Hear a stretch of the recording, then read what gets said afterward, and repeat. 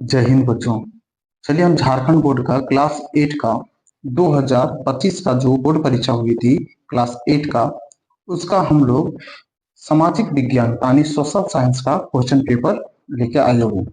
ये सभी प्रश्न पत्र जो है वो आप लोग को 2 मार्च को जो 2026 में बोर्ड परीक्षा यानी 8 का जो बोर्ड परीक्षा होने वाली है उसके लिए सभी उपयोगी प्रश्न पत्र है, क्योंकि इसी के आधार पर आप लोग का लगभग लगभग प्रश्न आते हैं। यानी हर साल जो क्वेश्चन का पैटर्न होता है लगभग लगभग एक जैसा होता है। ये प्रश्न पत्र आप लोगों के लिए बहुत ही इंपॉर्टेंट है।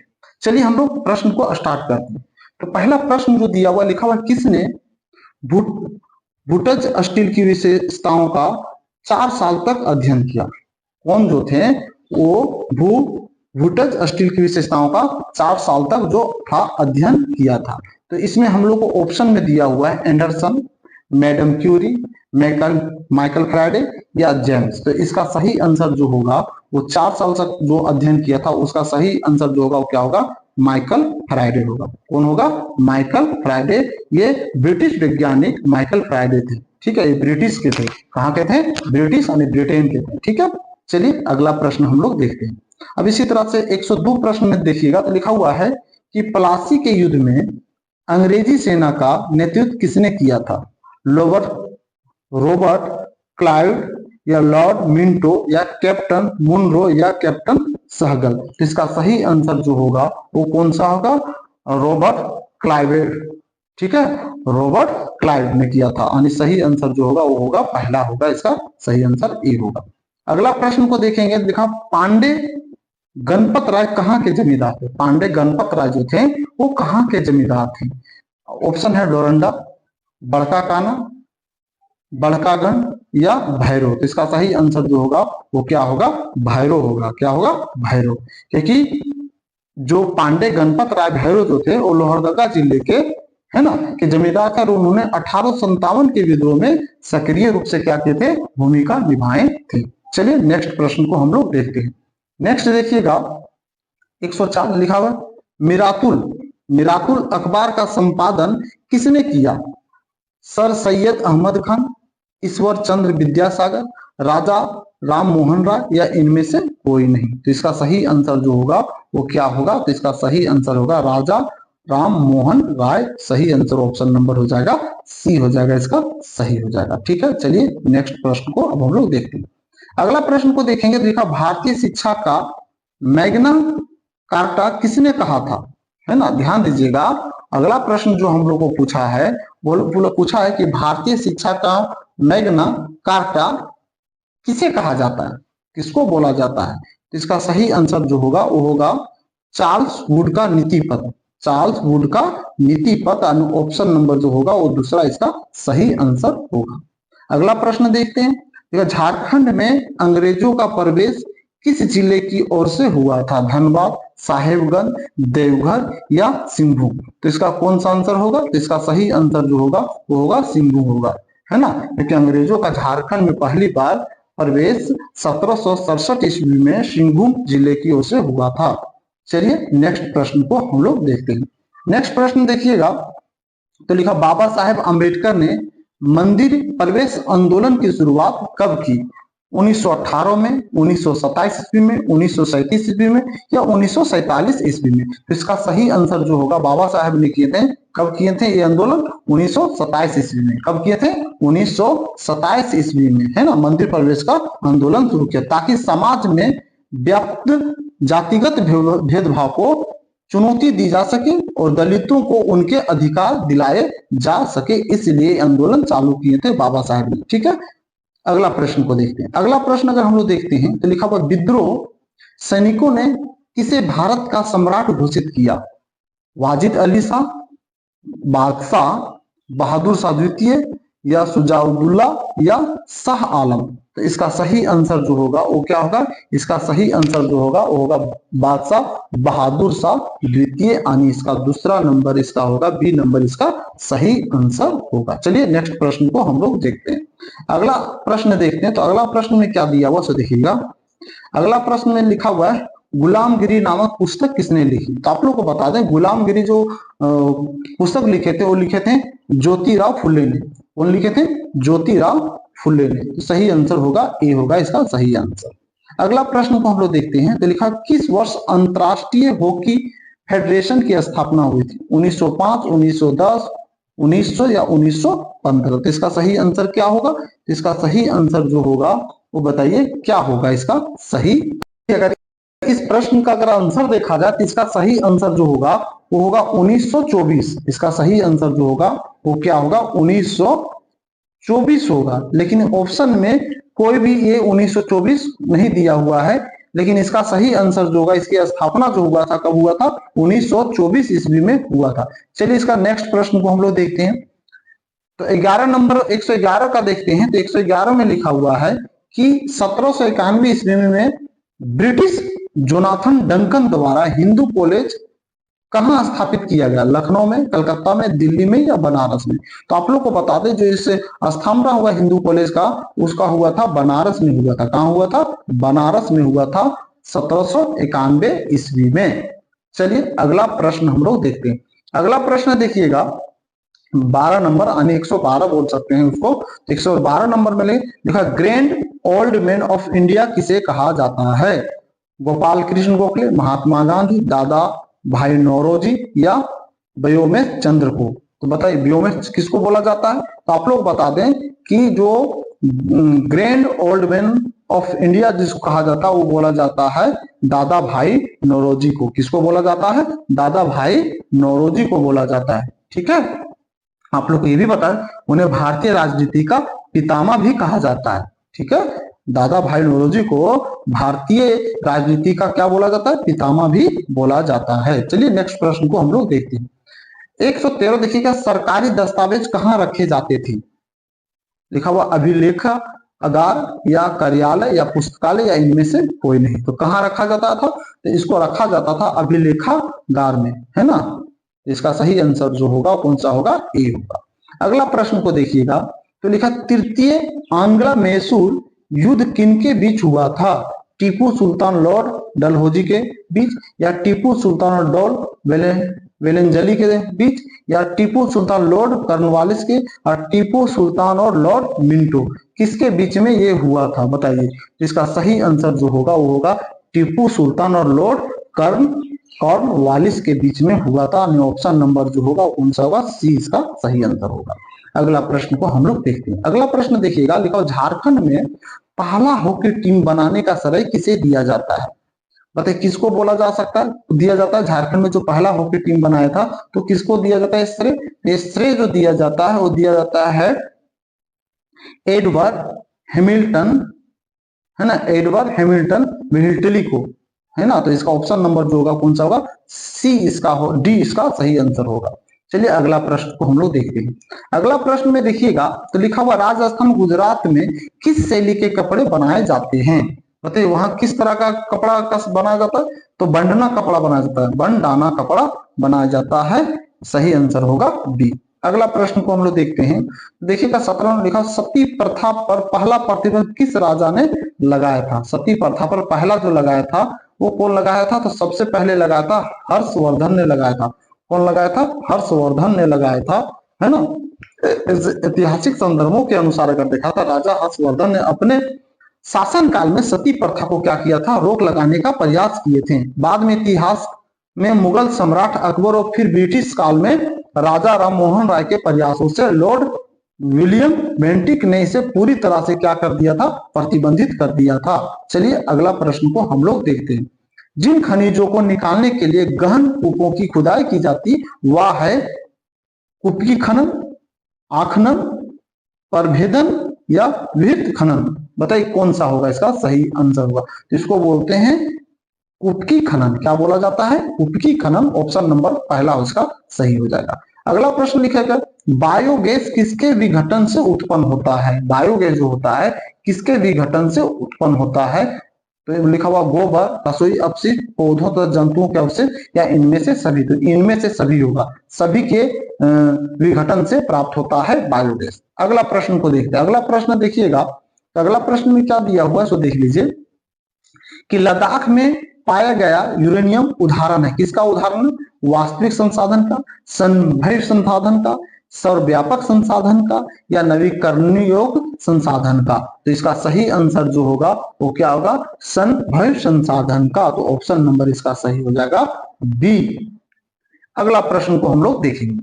आप लोग को बता दें कि सभी प्रश्न जो बता रहे हैं 2025 का जो परीक्षा हुआ था 8 क्लास का, सेंटर पर जो प्रश्न पत्र मिला था उन्हीं प्रश्न पत्रों का सभी क्वेश्चन है, प्रश्न है। और ये सभी प्रश्न आप लोग का 2026 परीक्षा के लिए बहुत ही इंपॉर्टेंट है। और आप लोग को बता दें झारखंड एकेडमिक काउंसिल के द्वारा एग्जाम का डेट भी रिलीज कर दिया गया है, क्योंकि एग्जाम का डेट क्या कर दिया, बढ़ा दिया गया है। पहले इसको एग्जाम जो था 24 फरवरी का था, होने वाला था, लेकिन अब इस एग्जाम को आगे कर दिया गया। 2 मार्च को इसका एग्जाम लिया जाएगा 8 क्लास का जो बोर्ड परीक्षा होने वाली है। चलिए अगला प्रश्न तो देखते हैं। 21 नंबर प्रश्न में लिखा हुआ है कि बेतला राष्ट्रीय उद्यान झारखंड का एकमात्र राष्ट्रीय उद्यान है, यह किस जिले में स्थित है? तो बता दें, यह लातेहार में स्थित है। कहाँ स्थित है? लातेहार में। तो ऑप्शन नंबर इसका हो जाएगा बी, सही हो जाएगा। अगला प्रश्न देखते हैं। तो अगला मिलेगा किस खनिज को काला सोना कहा जाता है?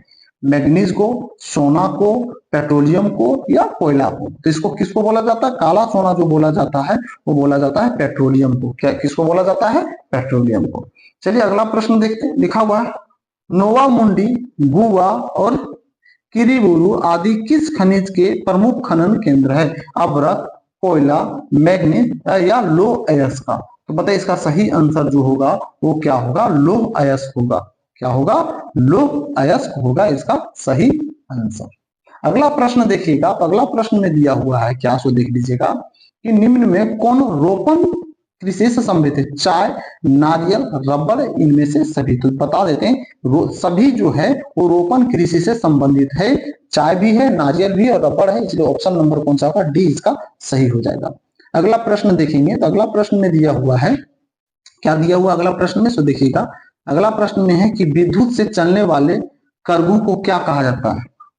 लिखा हुआ पावर लूम, सनराइज, फुटलूज या इनमें से कोई नहीं? तो उसको हम लोग बोलते हैं पावर लूम बोला जाता है। किस क्या बोला जाता है? पावर लूम, जो विद्युत से चलने वाले कर्गों का को बोला जाता है। क्या बोला जाता है? पावर लूम बोला जाता है। चलिए अगला प्रश्न को हम लोग देखते हैं। अगला प्रश्न देखिएगा। तो अगला प्रश्न क्या दिया हुआ? अगला प्रश्न है ग्रेट लेक्स का संबंध है। ग्रेट लेक का संबंध किससे है? तो ग्रेट लेक्स का संबंध है 5 झीलों का समूह से। किससे संबंधित है? 5 झीलों के समूह से। अगला प्रश्न देखेंगे आप। अगला प्रश्न में देखिए लिखा है अधात्विक खनिज कहाँ पाए जाते हैं? अधात्विक खनिज जो पाए जाते हैं वो कहाँ पाए जाते हैं? तो अधात्विक खनिज जो पाया जाता है वो अवसादी चट्टानों में पाया जाता है। किस तरह के चट्टानों में पाया जाता है? अवसादी चट्टानों में पाया जाता है। अगला प्रश्न अब हम लोग देखेंगे। अगला प्रश्न 128 नंबर प्रश्न अगर देखते हैं तो 128 नंबर प्रश्न में सतत पोषणीय विकास की अवधारणा किस सम्मेलन में पहली बार आया? अब कौन किस में आया था सबसे पहली बार? तो बता देते हैं स्टॉकहोम में आया था सबसे पहली बार। टोक्यो में नहीं, सबसे पहले आया था स्टॉकहोम में आया था। कहाँ आया था? स्टॉकहोम में। चलिए अगला प्रश्न।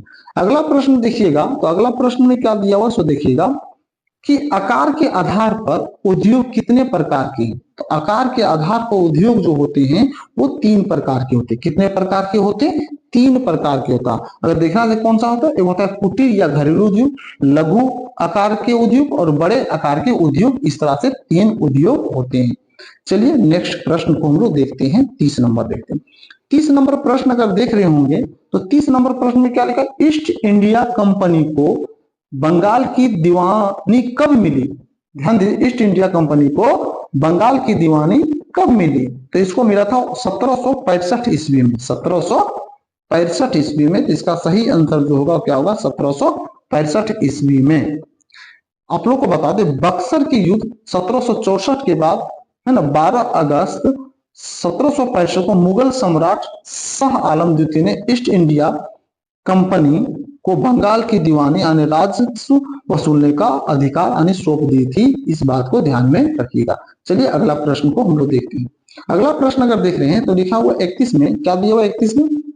31 में लिखा हुआ है निम्न में से कौन भारत का औद्योगिक प्रदेश नहीं है? इसमें कौन सा है जो औद्योगिक प्रदेश नहीं? गोरखपुर, मुजफ्फरपुर, गुड़गांव, दिल्ली, मेरठ, मुंबई, पुणे, कोल्लम और तिरुवनंतपुरम। तो इसका सही आंसर जो होगा वो होगा गोरखपुर और मुजफ्फरपुर, इसका सही आंसर होगा गोरखपुर और मुजफ्फर। बाकी तीनों विकल्प जो है वो क्या है, औद्योगिक क्षेत्र है। अगला प्रश्न देखते हैं 32 नंबर प्रश्न। 32 नंबर में लिखा भारत में गेहूं किस ऋतु में उगाया जाता है। तो बहुत ही आसान सा कि भारत में जो इसका खेती किया जाता है, गेहूं का खेती जो होता है, जो उगाया जाता है, किस ऋतु में उगाया जाता है। तो इसका सही आंसर होगा शीत ऋतु में। और गेहूं को कटाई किया जाता है ग्रीष्म ऋतु में। तो इसका उसके आंसर जो होगा क्या होगा, शीत ऋतु में। ठीक है, इसका सही आंसर क्या होगा, शीत ऋतु में उगाई जाती है और इसकी कटाई की जाती है ग्रीष्म ऋतु में। इस बात को ध्यान में रखिएगा। चलिए अगला प्रश्न को देखते हैं। झारखंड में 2 लौह इस्पात केंद्र कौन से दो इस्पात केंद्र है। तो 2 इस्पात केंद्र जो है वो है जमशेदपुर और बोकारो। झारखंड में 2 इस्पात केंद्र जो है वो है जमशेदपुर और बोकारो, इसका सही आंसर होगा।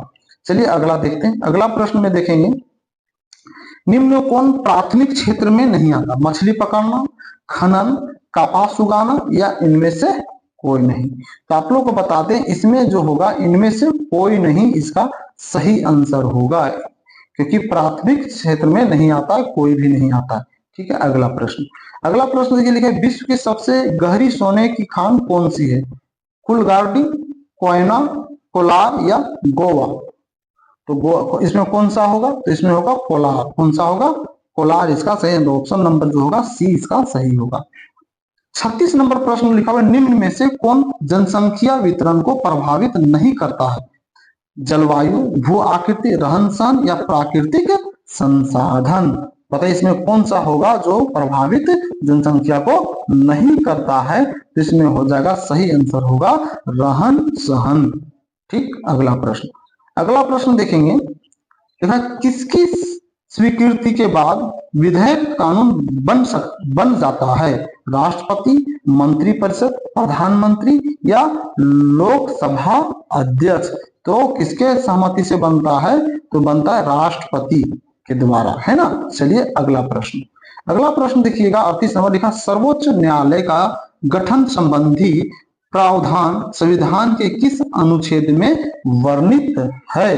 तो कौन सा अनुच्छेद में वर्णित है, तो अनुच्छेद 124, यानी ऑप्शन नंबर इसका कौन सा हो जाएगा, बी हो जाएगा सही आंसर।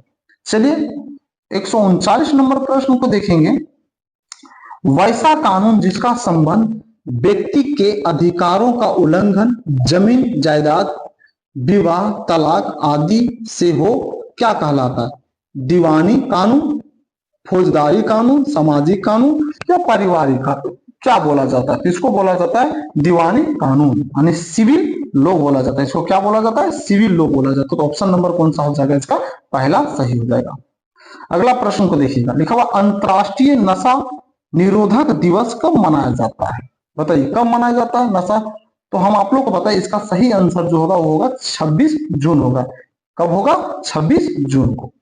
अगला प्रश्न देखिएगा, विश्व का सबसे बड़ा एवं लिखित संविधान किस देश का है। तो हम लोग जानते हैं कि सबसे बड़ा लिखित संविधान अगर बोला जाए तो सिर्फ भारत का ही होगा। इसका होगा भारत का, सही आंसर होगा भारत। ना संयुक्त अमेरिका है, ना चीन है, ना ऑस्ट्रेलिया।